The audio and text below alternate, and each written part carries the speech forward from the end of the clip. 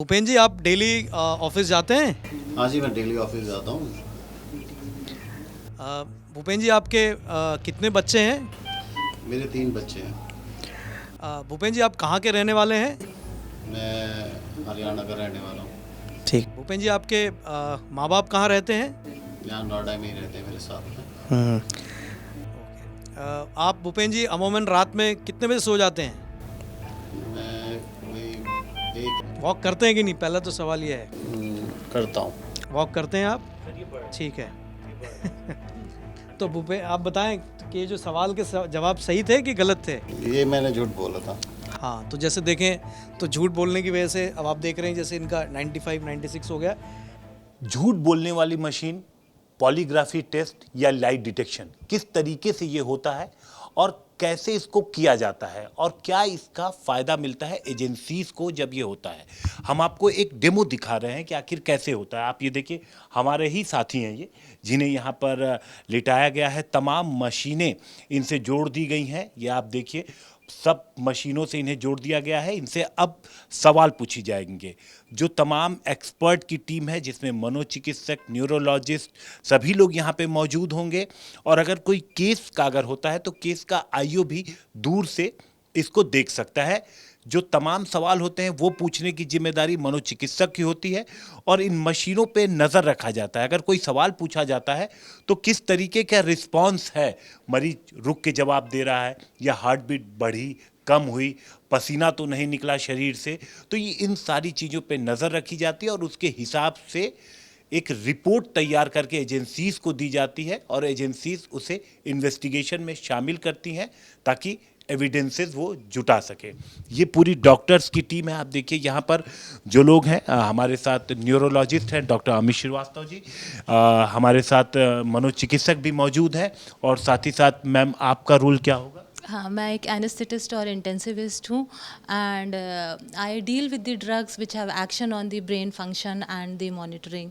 So I have an understanding about what drugs can manipulate the patient's psyche and his response to the questions which are being asked. तो अब फ़ौरन शुरू करते हैं। Doctors को हम कहते हैं कि सर अब आप शुरू करिए और देखते हैं कि किस तरीके से ये पूरा सिस्टम, ये पूरी मशीनरी काम करती है। भूपेन जी नमस्कार। मैं डॉक्टर अमित श्रीवास्तव हूँ। आपसे कुछ सवाल पूछूंगा मैं। ठीक है।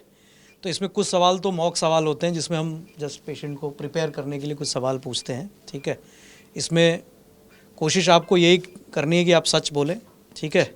और जो हमारे पास ये जो पैराफर्निलिया जो हमने लगाया, जिसमें हार्ट रेट मेजर करते हैं हम, रेस्पिरेटरी रेट यानी जो सांस की गति है उसको मेजर करते हैं हम, और फिर कुछ स्किन रिस्पॉन्स होता है जिसको सिंपैथेटिक स्किन रिस्पॉन्स होता है। उससे जैसे आम भाषा में जिसे कहते हैं कि यदि आप घबराए हुए हैं तो आपका पसीना निकलता है ना। फिर कुछ बॉडी मूवमेंट्स होती हैं जिससे ये पता चलता है कि व्यक्ति एंग्शियस है। तो हम कुछ इन 4-5 चीज़ों का मिश्रण से हम कुछ डिड्यूस करते हैं कि ये व्यक्ति सच बोल रहे हैं या झूठ बोल रहे हैं। So in short this is what we call as polygraphy test. ठीक है। ये मशीनों में नज़र आता है सर? हाँ, तो इसमें मशीनों में जैसे ये देखिए, ये जो हमारा मशीन है इसमें आपको ये ऊपर जो दिख रहा है ये पल्स रेट है। ठीक है। ये ब्लड प्रेशर है, तो इसका फ्लक्चुएशन जो है ये हम मेजर कर सकते हैं। ठीक है। एक और है वायर, ये इसमें ये एक वायर ये लगा हुआ है, ये सिंपैथेटिक स्किन रिस्पॉन्स मेजर करता है। ठीक है। तो बेसिकली ये देखता है कि पसीने की, जैसे आपने सवाल पूछा तो पसीना कम हुआ, ज़्यादा हुआ, दैट। फिर रेस्पिरेटरी रेट को मेजर करने के लिए एक्चुअली एक एब्डोमिनल बाइंडर होता है, वो अभी इसमें है नहीं। ठीक है। जिससे कि रेस्पिरेटरी रेट भी मेजर होता है। फिर ऐसे तो हमने इनको लिटाया हुआ है, बट यूजुअली इसकी एक कुर्सी होती है जिसमें बॉडी मूवमेंट्स को बहुत सेंसिटिवली कैच किया जाता है। जैसे आप व्यक्ति बैठा है तो उसकी फिंगर्स की मूवमेंट क्या हुई जब आपसे सवाल पूछा गया। जैसे कहते हैं ना, जब आप एंग्शियस हैं तो आपके हाथ में कुछ एंग्जाइटी होगी, so that chair measures those, they catch those responses. छोटी छोटी भी अगर शरीर के अंदर कोई भी अगर वो है तो सारी चीज़ें ये कैप्चर कर लेता। तो मोटा मोटी इन 4-5 जो पैरामीटर्स हैं, इससे हम ये अंदाज़ा लगाते हैं कि ये व्यक्ति सच बोल रहा है, झूठ बोल रहा है। तो ऑब्वियसली इसकी पूरी प्रोसेस है। इसके एविडेंस बेस्ड हुआ कि भी कितने हार्ट रेट से ज़्यादा माना जाएगा तो कहा जाएगा कि इट इज़ सिग्निफिकेंट।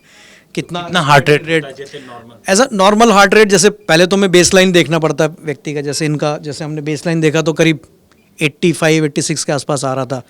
अभी तो जब हम सवाल पूछेंगे तो मान लीजिए 10-15 अगर बढ़ गया तो हम मानेंगे कि इट इज़ रॉन्ग और राइट अकॉर्डिंगली, है ना। शुरू करते हैं। उपेन जी, आप जिम जाते हैं? हाँ जी, जाता हूँ। जिम जाते हैं आप? हाँ, जाता हूँ। ठीक है। आप सुबह कितनी देर वॉक करते हैं? मैं जो है वॉक करते हैं कि नहीं, पहला तो सवाल ये है। करता हूँ। वॉक करते हैं आप? सर ये बढ़ ठीक है। ये बढ़ रहा है हाँ ये ईसीजी बढ़ रहा है। बढ़ रहा, हाँ देखिए 95 हो गया आपका। 97 हो गया। हाँ, सर, 97 हो गया। 99। ठीक है। तो ये क्या झूठ बोल रहे हैं सर कि ये रोज चलते हैं? तो आप 100 हो गया। हाँ, तो भूपे आप बताएं कि ये जो सवाल के जवाब सही थे कि गलत थे? ये मैंने झूठ बोला था। हाँ, तो जैसे देखें तो झूठ बोलने की वजह से अब आप देख रहे हैं जैसे इनका 95-96 हो गया। वैसे तो देखिए ये तो इन्होंने बहुत लाइटली झूठ बोला है अगर मैं आम भाषा में कहूँ तो। बट जब कोई व्यक्ति जिसका किसी क्राइम के लिए उसका अगर चेक किया जा रहा है तो obviously the response will be much wider, means 100 से ऊपर 110 के ऊपर चला जाना चाहिए, है ना। तो इसी तरह रेस्पिरेटरी रेट भी होता है, वो भी बढ़ जाता है। फिर कुछ मूवमेंट जो होती है वो हो जाती है। सिंपैथेटिक स्किन रिस्पॉन्स को अभी ऐसे हम टीवी ऐसा नहीं दिखा सकते, उसका प्रॉपर प्रोसेस होता है, तो इट्स अ माइन्यूट प्रोसेस। तो वो सब, तो फिर उन सब की एक डॉक्यूमेंट करके फिर ये डिटेक्ट किया जाता है कि ये शायद सही बोल रहे हैं, गलत। और दूसरा कि ये कितना सही है कितना गलत है उस पर भी I think madam will be able to tell you and the psychiatrist will, इसकी कितनी वैलिडिटी है। इस टेस्ट को करना तो बहुत आसान है, लेकिन इसकी वैलिडिटी बहुत क्वेश्चनेबल है, एक्यूरेसी भी, क्योंकि ऐसी बहुत सारी कंडीशंस होती हैं जो अपने आप ही इसके टेस्ट रिजल्ट्स को अफेक्ट करती हैं। बहुत सारी ऐसी मेडिसिन्स होती हैं जो पेशेंट अपनी किसी और प्रॉब्लम की वजह से खा रहे होते हैं। कॉमनली ब्लड प्रेशर की मेडिसिन्स जो आजकल बहुत सारे लोग वैसे भी खा रहे होते हैं, उनके प्रेजेंस में जो इफ़ेक्ट झूठ बोलने पर आना चाहिए वो कई बार बहुत ब्लंट हो जाता है। उसके अलावा जो क्रिमिनल साइकोलॉजी के लोग होते हैं जिनको ऑलरेडी ये सब पता होता है कि हमारा ये टेस्ट होने वाला है, उन्हें इसके फॉल्ट्स भी ढूंढना बहुत आसान लगता है। उनके लिए बहुत आसान होता है पता लगाना कि हमसे जब पूछा जाएगा तो क्या टेस्ट होगा और हमें उसको प्रिवेंट करने के लिए कैसे उससे बचना है। इन सारी चीज़ों को अवॉइड करने के लिए हमारे पास कुछ मेडिकेशंस भी होती हैं। जैसे हम कॉमन भाषा में एक इंजेक्शन होता है जिसे हम ट्रूथ सीरम बोलते हैं। इंजेक्शन थायोपेंटोन होता है, पेंटोथाल, उसको देने से कुछ हद तक पेशेंट के ब्रेन की कंट्रोल पेशेंट के हाथ से निकल जाता है।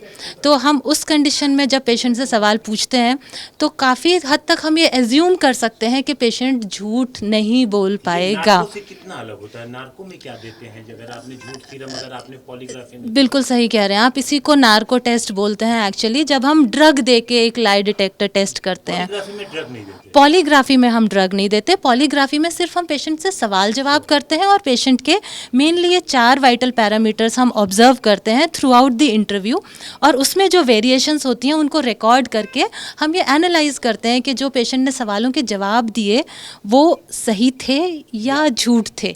वो सिर्फ एक रफ एस्टिमेट है। आप मनोचिकित्सक हैं। हाँ, इसमें आई जस्ट ऐड जो मैम बोल रही हैं। सो फर्स्ट जो हम पॉलीसोमनोग्राफी कर रहे हैं उससे पहले जो नार्को टेस्ट है वो पहले करेंगे, यानी उसमें जो ब्रेन का आगे वाला पार्ट है वो एक तरीके से शट ऑफ हो जाता है। तो जो भी मेरे हिपोकैम्पस में मेमोरीज है मैं डायरेक्टली बोलूँगा, पर इसके ऑब्वियसली एथिकल और लीगल सिनेरियोज हैं कि पेशेंट अपने वॉलंटरली नहीं बोल रहा है, राइट। सो ये सेकंड फेज़ हम उसके, और उसमें भी हम क्वेश्चंस पूछते हैं। अब उसमें कंसर्न ये है कि क्या वो अपनी बाकी ड्रीम्स या पुरानी मेमोरीज की वजह से तो नहीं बोल रहा है या वास्तविक में वो हुआ है, right. Apart from the ethical and कुछ और क्वेश्चन पूछते हैं डॉक्टर साहब, कुछ और हाँ, जैसे कुछ और सवाल पूछते हैं जनरल साइड, देखते हैं ये सच बोलते हैं या झूठा जवाब देती है। भूपेन जी, आप अपनी नौकरी से खुश हैं? हाँ जी, बहुत खुश हूँ। बहुत खुश हैं, ठीक है। मैं भी कह, जैसे मशीन लगी हुई से सर पे एक दबाव सा बढ़ता है। हाँ, ऐसा पड़ रहा है आपको? सर में मतलब दबाव सा महसूस हो रहा है। टेंशन सी फील हो रही है? ऐसा लगता है सर में बहुत भारीपन सा। भारीपन सा ये टेंशन की वजह से भी होता है क्या? क्योंकि ऐसी कोई मशीन की वजह से भारीपन तो नहीं होना? नहीं, अब वो देखिए, ये तो हर व्यक्ति की अपनी कैपेसिटी होती है किसी सिचुएशन से वो करने की। जैसे इनको ये सब मशीन वगैरह लगाई गई तो उसकी वजह से इनको अगर कुछ मिनिमल सा कुछ स्ट्रेस या कुछ हुआ तो उसकी वजह से भी कुछ फ्लक्चुएशन आ सकता है। तो यूजुअली जब ये जो टेस्ट होता है उसमें वो सब चीज़ों को, जो ये सब जो फॉल्स नेगेटिव या पॉजिटिव वाली जो चीज़ें होती हैं उसको पहले रूल आउट कर लिया जाता है।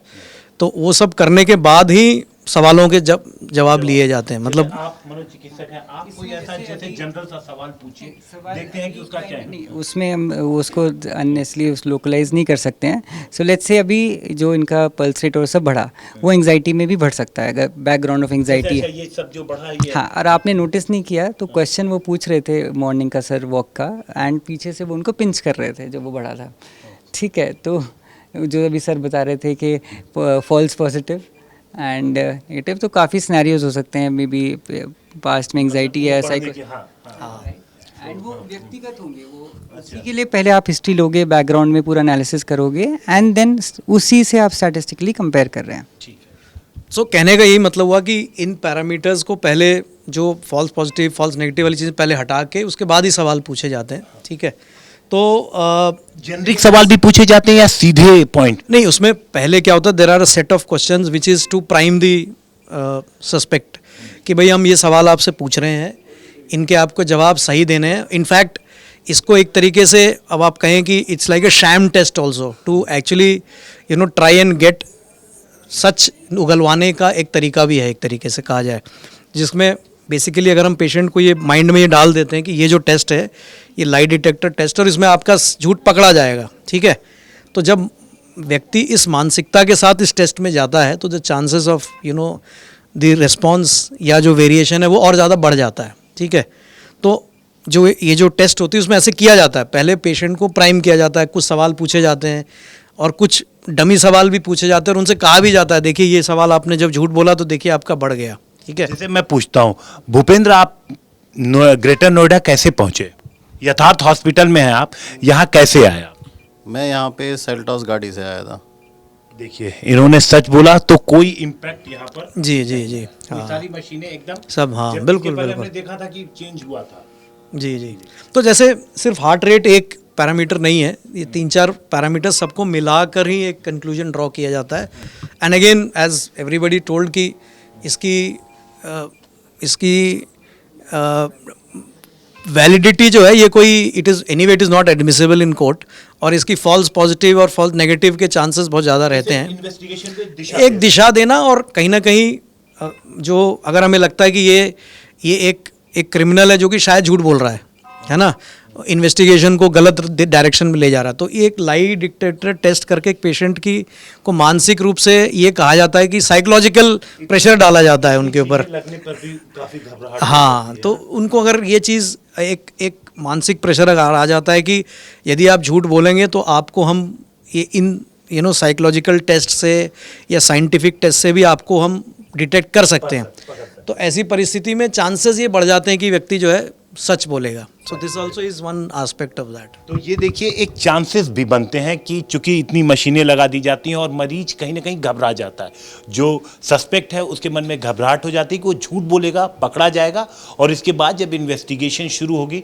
तो उसके लिए दिक्कतें हो सकती हैं। और शायद यही वजह है कि लोग यहाँ पर लेटकर झूठ बोलने से बचते हैं, यहाँ से सिर्फ शातिर ही बच के निकल पाते हैं।